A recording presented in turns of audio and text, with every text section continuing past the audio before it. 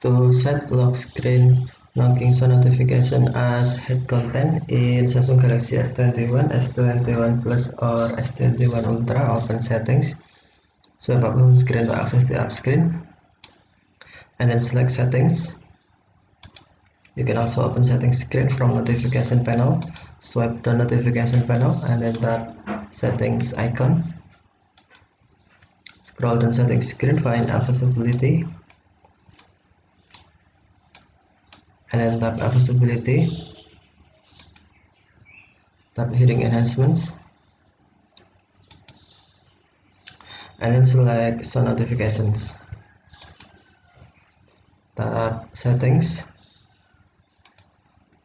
and then select show notification are paused if you turn off show notification, and if turn on, tap show notification are active,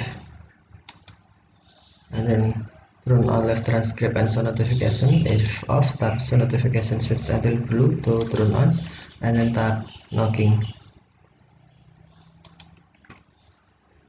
and then scroll down, tap lock screen, select hide content. Now knocking show notifications, lock screen set as hide content. Okay, thank you for watching, have a nice day.